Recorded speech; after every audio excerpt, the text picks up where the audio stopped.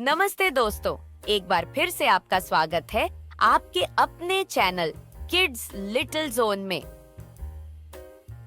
आज हम लेकर आए हैं नवरात्रि के छठे स्वरूप माँ कात्यायनी की कथा। तो चलिए दोस्तों, शुरू करते हैं माँ कात्यायनी की कथा। ऋषि कात्यायन एक महान तपस्वी और सिद्ध योगी थे। वे बहुत ही निष्ठावान और धर्मपरायण थे और उनका जीवन हमेशा तपस्या और साधना में व्यतीत होता था। उनकी गहन इच्छा थी कि माँ दुर्गा उनके यहाँ पुत्री के रूप में जन्म ले। इस इच्छा को पूरा करने के लिए उन्होंने घोर तपस्या शुरू की। वे कई वर्षों तक हिमालय की कठिन परिस्थितियों में तपस्या करते रहे। उनका तप इतना गहन था कि देवता भी चकित हो गए। माँ दुर्गा ने ऋषि कात्यायन की तपस्या से प्रसन्न होकर प्रकट होने का निश्चय किया। देवी ने कहा, हे कात्यायन, मैं तुम्हारी भक्ति और तपस्या से अत्यंत प्रसन्न हूँ। मैं तुम्हारे घर पुत्री रूप में अवतरित होकर तुम्हारी इच्छाओं की पूर्ति करूंगी। ऋषि कात्यायन का हृदय प्रसन्नता से भर गया। वे जानते थे कि माँ दुर्गा स्वयं उनके यहाँ अवतरित होने वाली है। कुछ समय बाद माँ दुर्गा ने ऋषि कात्यायन के घर में जन्म लिया। ऋषि और उनकी पत्नी ने देवी का स्वागत पुत्री के रूप में किया और उनका नाम कात्यायनी रखा।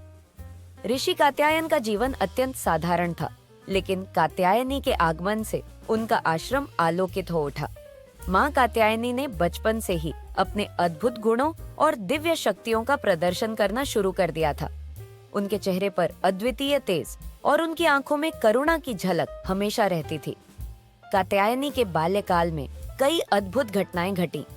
उनके पास बचपन से ही असाधारण शक्ति थी।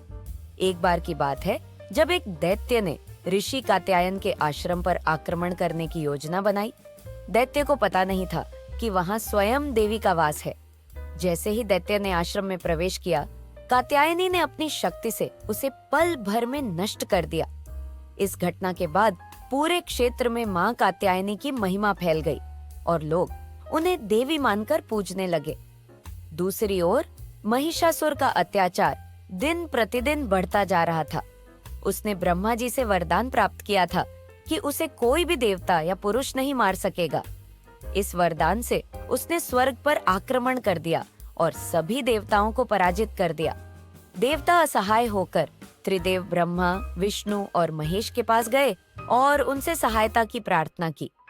त्रिदेव ने मिलकर अपनी शक्ति से एक दिव्य स्त्री का निर्माण किया जो महिषासुर का अंत करने में सक्षम थी। इस प्रकार माँ कात्यायनी का अवतार हुआ।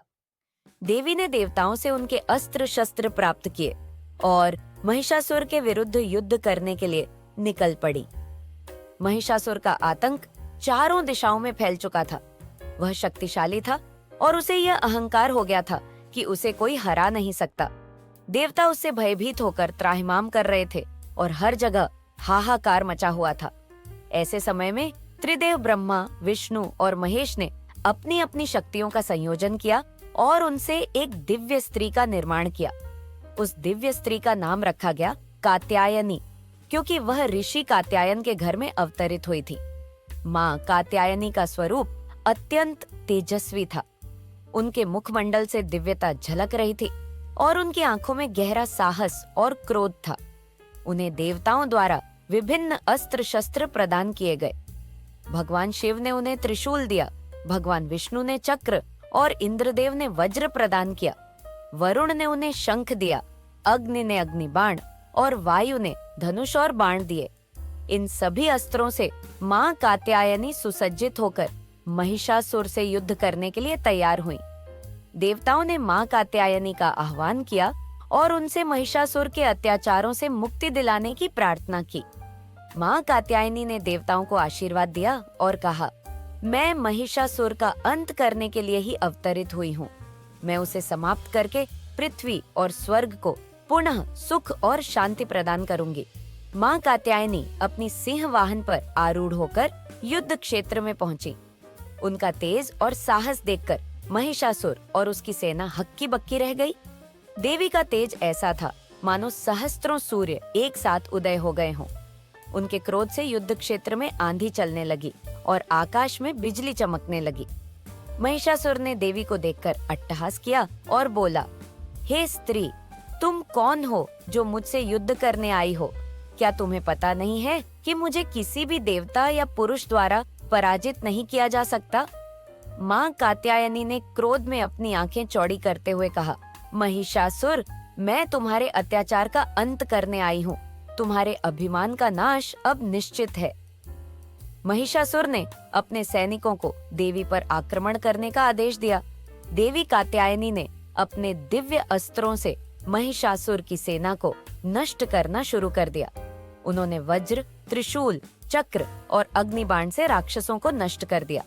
उनके सिंह की गर्जना से युद्ध भूमि कांप उठी और राक्षस भयभीत हो गए। महिषासुर ने अपने विभिन्न रूपों में देवी पर आक्रमण किया।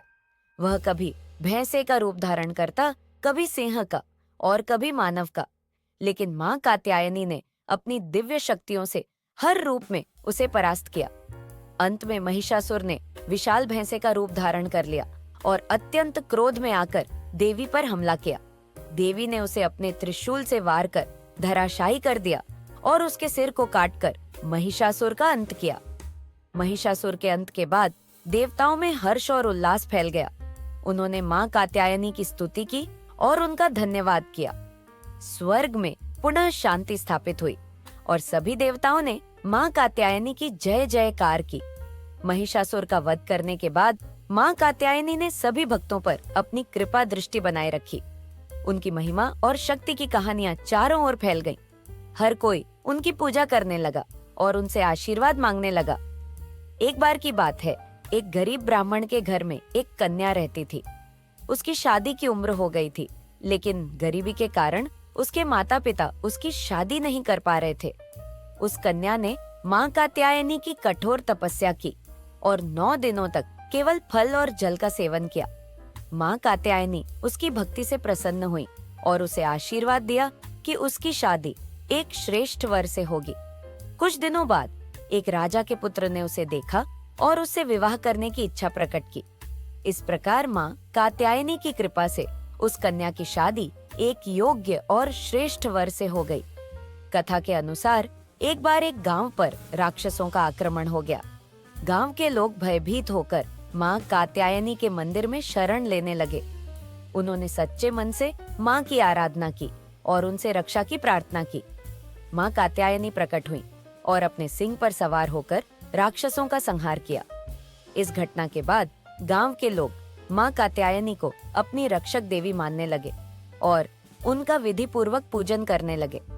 माँ कात्यायनी की पूजा विशेष रूप से नवरात्र के 6ठे दिन की जाती है। इस दिन माँ की उपासना से व्यक्ति को आत्मबल, शक्ति और साहस प्राप्त होता है। विशेष रूप से अविवाहित कन्याएं माँ कात्यायनी की पूजा करती हैं ताकि उन्हें योग्य वर की प्राप्ति हो सके। माँ कात्यायनी का आशीर्वाद पाने के लिए भक्त उन्हें गुड़हल के फूल, शहद और धूप दीप अर्पित करते हैं। उनके पूजन से साधक के सभी कष्ट दूर होते हैं और उसे शत्रुओं से मुक्ति मिलती है।